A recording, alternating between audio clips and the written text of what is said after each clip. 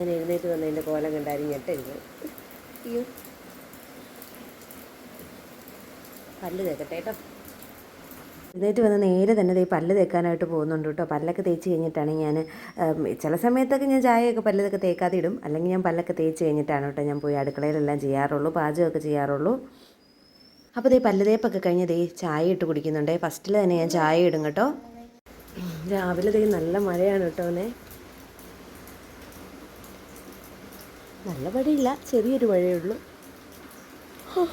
അപ്പോൾ ഇന്ന് നമുക്ക് കാപ്പിക്ക് ഉണ്ടാക്കാൻ പോകുന്നത് ഇടിയപ്പമാണ് കേട്ടോ. ഈ ഇടിയപ്പം ഉണ്ടാക്കുന്നതിന് പിന്നിലൊരു കഥയുണ്ട് കേട്ടോ. കഥയെന്ന് പറഞ്ഞു കഴിഞ്ഞാൽ ഈ ഫസ്റ്റ് ടൈം ഞാൻ ഇടിയപ്പം ഉണ്ടാക്കുമ്പോൾ എനിക്ക് ഇതിൻ്റെ ഈ അടപ്പ് അടയ്ക്കുന്നത് എങ്ങനെയാണെന്ന് എനിക്ക് അറിയത്തില്ലായിരുന്നു കേട്ടോ. ഞാൻ കുറേ നേരം ഇതിലോട്ട് തന്നെ നോക്കിയിരുന്നു, ദൈവമേ ഇതെങ്ങനെ അടയ്ക്കും ഇതെങ്ങനെ തുറക്കും, ഇതെങ്ങനെ ഇങ്ങനെ തിരിഞ്ഞു വരുന്നതെന്നൊക്കെ ഭയങ്കര കൺഫ്യൂഷനായിരുന്നു കേട്ടോ. എനിക്ക് കുറച്ച് നേരം ഞാൻ നോക്കിയിരുന്നതിന് ശേഷമാണ് കേട്ടോ ഞാൻ ആദ്യമായിട്ട് ഇടിയപ്പം ഉണ്ടാക്കുമ്പോൾ കണ്ടുപിടിക്കുന്നത്. പിന്നെ ഇടിയപ്പം ആദ്യം ഉണ്ടാക്കി കഴിഞ്ഞപ്പോൾ പിന്നെ എനിക്ക് ഏറ്റവും സിമ്പിളായിട്ടുള്ളൊരു ബ്രേക്ക്ഫാസ്റ്റ് ഇടിയപ്പമാണെന്ന് എനിക്ക് തോന്നി കേട്ടോ. പിന്നെ ഒരിടയ്ക്ക് ഇടിയപ്പം തന്നെയായിരുന്നു കേട്ടോ ഉണ്ടായിക്കൊണ്ടിരുന്നത്. പിന്നെ ചേട്ടായി പറഞ്ഞു, ഇടി നീ ഇടിയപ്പം ഒന്ന് മാറ്റി പിടിക്കാൻ പറഞ്ഞു. ഇടിയപ്പം ഞാൻ മധുരമൊക്കെ വെച്ച് തേങ്ങയിൽ മധുരമൊക്കെ വെച്ച് അങ്ങനെ ഉണ്ടാക്കും, അല്ലാണ്ട് ഉണ്ടാക്കിയിട്ട് എന്തെങ്കിലും കറിയും കൂടെ വെക്കുകയും അങ്ങനെയും ചെയ്യും കേട്ടോ. അപ്പം ഇപ്പോൾ എനിക്ക് ഇടിയപ്പം ഉണ്ടാക്കുന്നത് വളരെ സിമ്പിളായിട്ടാണ് കേട്ടോ തോന്നിയിട്ടുള്ളത്.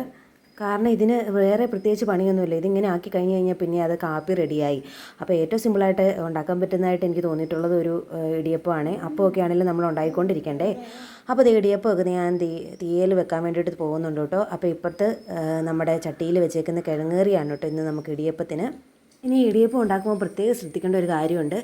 എല്ലാവരും പറയും ഇടിയപ്പം ഉണ്ടാക്കാൻ ഭയങ്കര പാടാണ്, ഭയങ്കര ബലമാണ് തിരിക്കാനെന്നൊക്കെ പറയും. പക്ഷെ ഒന്നുമില്ല കേട്ടോ.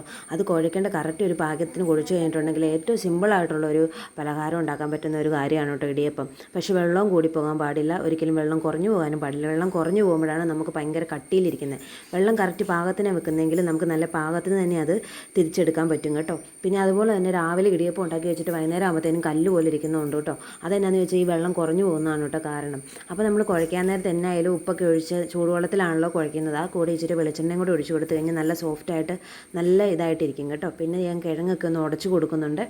അപ്പോൾ നമുക്ക് ചോറിനും കൂടെ കൂടാവുന്ന രീതിയിൽ വറുത്തരച്ച് കറി വെക്കാമെന്ന് ഓർത്താണ് കേട്ടോ ഇരിക്കുന്നത്. അങ്ങനെയാകുമ്പോൾ ചോറിന് പ്രത്യേകിച്ച് ചാറ് കറി സെപ്പറേറ്റ് വെക്കേണ്ട കാര്യമില്ലല്ലോ.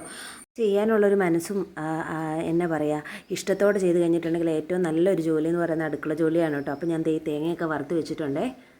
പിന്നെ കടയിൽ പോയിട്ട് വന്നപ്പോഴത്തേന് ചേട്ടായി ചെമ്മീൻ മേടിച്ചുകൊണ്ട് വന്നു കേട്ടോ. ചമ്മന്തി അരയ്ക്കാനല്ല കേട്ടോ, എനിക്കിതിങ്ങനെ കൊച്ചുള്ളിയൊക്കെ ഇട്ടിട്ട് ഇങ്ങനെ റോസ്റ്റ് ചെയ്യുന്നത് ഭയങ്കര ഇഷ്ടമാണ്. അപ്പോൾ അതിന് വേണ്ടിയിട്ട് മേടിച്ചുകൊണ്ട് വന്നേക്കുന്നതാണ്. ഇനിയിപ്പോൾ അതും ഉണ്ടാക്കണം നമുക്ക്. അപ്പോൾ എല്ലാം കൂടെ കാണിച്ചിട്ട് ഞാൻ ബോറടിപ്പിക്കുന്നില്ല. പിന്നെ ഞങ്ങൾ കാപ്പി കുടിക്കാൻ വേണ്ടിയിട്ട് പോകാണ് കേട്ടോ. ചേട്ടായി ആദ്യം കാപ്പി കുടിക്കാനിരുന്നു, പിന്നെ ഞാനും കൂടെ അടുത്ത് പോയിരിക്കുന്നുണ്ട് കേട്ടോ. ടി വി ഒക്കെ കണ്ടോട്ട് ന്യൂസൊക്കെ വെച്ച് കണ്ടുകൊണ്ടിരുന്നു ഞങ്ങൾ രണ്ടുപേരും കൂടെ വർത്തമാനമൊക്കെ പറഞ്ഞിരുന്ന് കഴിക്കും കേട്ടോ. ചേട്ടായി ഇവിടെ ഉള്ളപ്പോൾ അങ്ങനെയാണ് കേട്ടോ കഴിക്കുന്നത്. ചേട്ടായി രാവിലെ പോകുന്ന ദിവസം ചേട്ടായി രാവിലെ കഴിച്ചിട്ട് അങ്ങ് പോകും. ഇവിടെ ഉള്ള ദിവസം ഞാനും കൂടെ കൂടിയിരുന്നാണ് കേട്ടോ കഴിക്കാറുള്ളത്. പിന്നെ കാപ്പി കുടിയൊക്കെ കഴിഞ്ഞ് നമ്മുടെ മെയിൻ പരിപാടിയായി പാത്രം കഴുകലിലോട്ട് കിടന്നു കേട്ടോ. അപ്പോൾ രാവിലെ ഇച്ചിരി വെയിലിൻ്റെ വെട്ടം പോലെ കണ്ടപ്പോൾ തന്നെ ഞാനെന്നാൽ തുണിയെന്നാൽ ഇച്ചിരി വിരിച്ചിട്ടേക്കാന്ന് ഓർത്ത് ഇറങ്ങിയേക്കുന്നതാണ് കേട്ടോ. റോഡിൽ കൂടെയൊക്കെ ചേട്ടന്മാരൊക്കെ പോകുന്നുണ്ട്, അവരിങ്ങനെ കഥയൊക്കെ പറഞ്ഞ് പോകുന്നത് എനിക്ക് ഇവിടെ നിന്ന് കാണാൻ കേട്ടോ, കേൾക്കുകയൊക്കെ ചെയ്യാവേ. നമ്മുടെ വീട് റോഡ് സൈഡ് തന്നെ ആയതുകൊണ്ട്. അപ്പം എത്രത്തോളം നേരം വെയിൽ ഇങ്ങനെ ഇതുപോലെ നിൽക്കുമെന്നൊന്നും അറിയത്തില്ല. എന്തായാലും ഉള്ള സമയത്ത് ഞാനെന്നാൽ തുണിയൊക്കെ ഒന്ന് വിരിച്ചിട്ടേക്കാന്ന് ഓർത്തു. ഇത് കഴിഞ്ഞ ദിവസം അലക്കിയ തുണിയാണ്, ഒരുവിധമൊക്കെ ഉണക്കായതാണ്, എന്നാലും അങ്ങ് വിരിച്ചേക്കാന്ന് ഓർത്തു കേട്ടോ. അപ്പോൾ ഇന്നത്തെ വീഡിയോ ഇത്രയേ ഉള്ളൂ. ഇഷ്ടപ്പെട്ട ലൈക്ക് ചെയ്യണേ. അപ്പോൾ അടുത്ത വീഡിയോ കാണാൻ ടാറ്റാ.